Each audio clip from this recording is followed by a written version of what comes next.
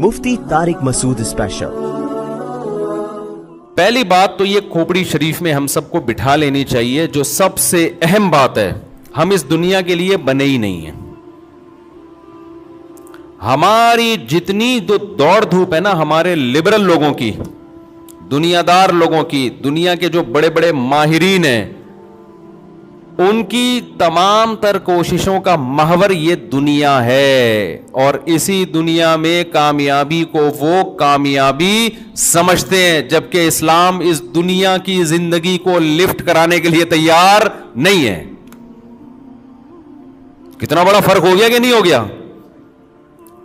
تو جب تک آپ کے دماغ میں یہ چیز نہیں گھسے گی نا، یہ مسافر خانہ ہے، یہ رہنے کی جگہ نہیں ہے، یہ دل لگانے کی جگہ نہیں ہے، تو بات کھوپڑی میں آئے گی نہیں،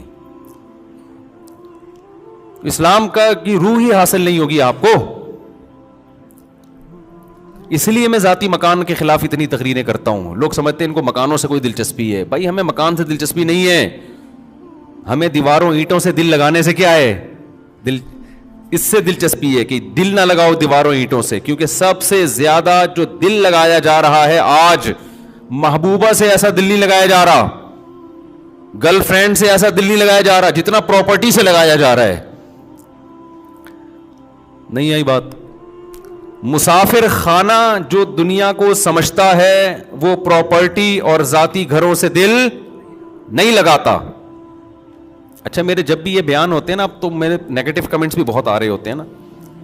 ایک صاحب نے کہا، لو خود اس دن مفتی صاحب پراپرٹی کا کچھ کر رہے تھے، خرید و فروخت، لوگوں کو کہتے ہیں پراپرٹی میں دل نہ لگاؤ، ذاتی مکان نہ بناؤ، اور کسی نے کہا بحریہ ٹاؤن میں پتہ نہیں مفتی صاحب گھر بنا رہے ہیں، کیا کر رہے ہیں۔ تو یہ میں ذرا کانسیپٹ کلیئر کر دوں آپ کا۔ اول تو میں کہ بحریہ ٹاؤن میں نہ میری کوئی پراپرٹی ہے، نہ میرا کوئی گھر ہے۔ فرض کرو بنا بھی رہا ہوں، بحریہ ٹاؤن کے علاوہ کہیں بنا لوں گا، ہو سکتا ہے اطلاع آ جائے مفتی صاحب نے ذاتی گھر بنا لیا۔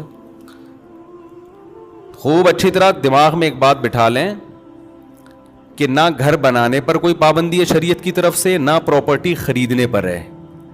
بات یہ ہو رہی ہے پراپرٹی سے دل نہ لگاؤ۔ صرف زبانی نہیں، زبانی دعوے نہ کرو کہ ہمارا دل نہیں اٹکا ہوا، پریکٹیکلی ثابت کر کے بتاؤ کہ ہماری نظر میں ذاتی گھر کی ویلیو اتنی نہیں ہے جتنی دنیا داروں کے گھر میں ہوتی ہے، دنیا داروں کے دلوں میں ہوتی ہے۔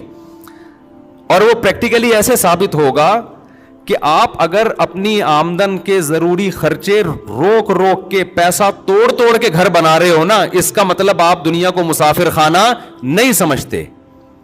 ہاں، آپ کو اللہ نے اچھا کھلایا، اچھا پہنایا، آپ کی شادیاں بھی ہو گئیں، آپ کے بچے بھی پڑھ لیے، پھر بچ رہا ہے، تو وہ تو ہم کہتے ہیں کہ یار ضائع کرنے سے بہتر کیا ہے، اپنی اولاد کے لیے کچھ بنا کے چھوڑ جاؤ، وہ ٹھیک ہے۔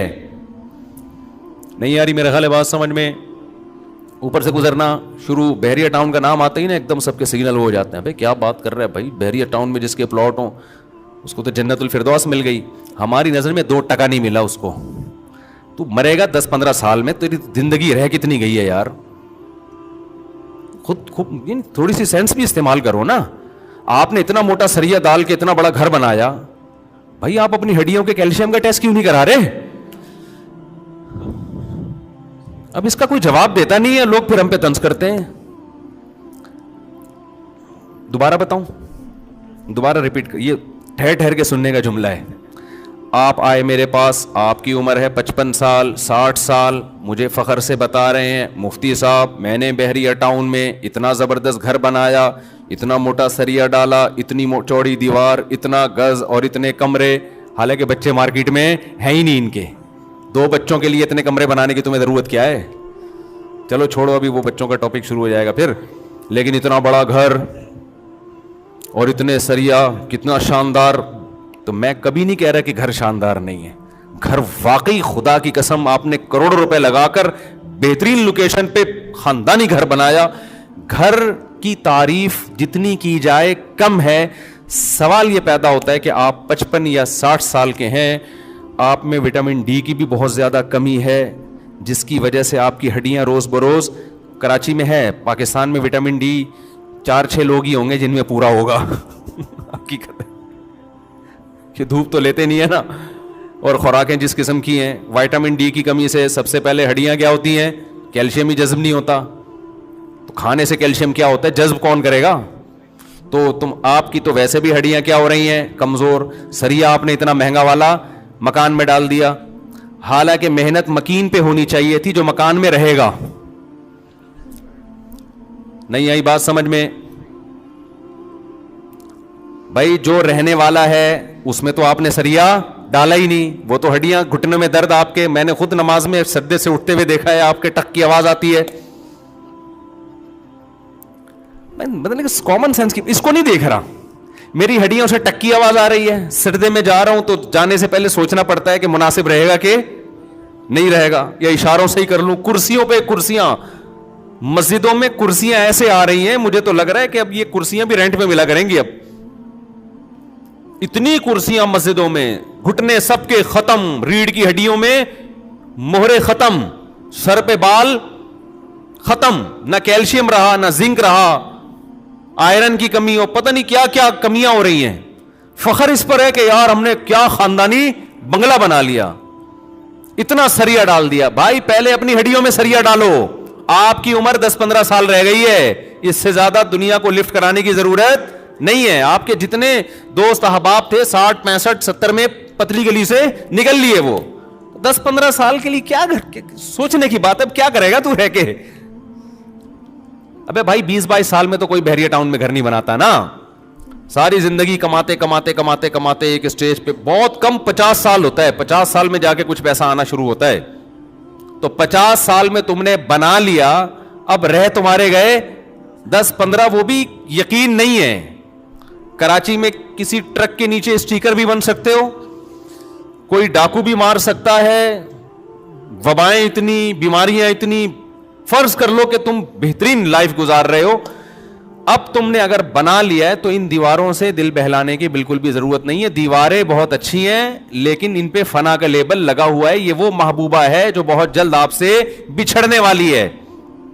آپ اپنی محبوبہ کی تعریف کر رہے ہو, مفتی صاحب دیکھو میری گرل فرینڈ, میری محبوبہ کتنی خوبصورت, کتنی زبردست. آپ کے دوست بڑے متاثر ہوئے کہ یار کیا تو نے محبوبہ رکھی ہے یار. محبوبہ سے آپ نے انٹرویو لیا کہ آپ اس کے ساتھ کتنا ہے, اس نے کہا تھوڑے دنوں, پھر کوئی اور ایک اور میرا فرینڈ ہے, پھر وہاں جانا ہے. تو آپ اپنے دوست سے کیا بولو گے, یار محبوبہ تو بڑی خوبصورت رکھی ہوئی ہے لیکن اس کی ذرا بات تو سن, کیا رہی ہے. ہم نے کیا کہہ رہی, کہہ رہی بھائی میں تھوڑے دن رہوں گی تیرے ساتھ, اس کے بعد میری تعلقات کسی اور سے ہیں, جانا میں نے وہاں ہے.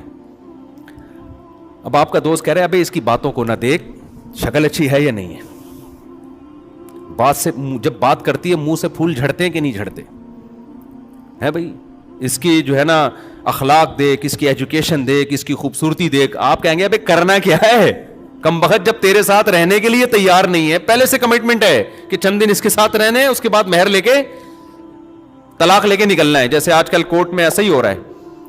آج کل کورٹ میں یہ ہوتا ہے جب آپ کسی خاتون سے شادی کریں, آپ نے دبا کے مہر بھی دیا, پراپرٹی بھی دی, تو بعض خواتین یہ کرتی ہیں فوراً کورٹ سے خلا لیا, مہر واپس کیا, پراپرٹی وہ ہو گئی اس کی, اس کے بعد بزنس کے لیے کہیں اور شادی کی, پھر اس سے پراپرٹی لی تو خلا لیا, ایسے باقاعدہ دھندا شروع ہو گیا. الحمدللہ ہماری عدالتوں میں جو خلا کا سیٹ اپ چلا ہے نا, جو بالکل غیر شرعی سیٹ اپ ہے, اس کے فائدے ابھی تو خواتین اٹھا رہی ہیں, لیکن اس کا بھیانک انجام خواتین ہی کو بھگتنا پڑے گا, کیونکہ ابھی تو یہ شروع میں ایسا ہو گیا ہے کہ بعض خواتین نے اس کو بزنس بنا لیا ہے.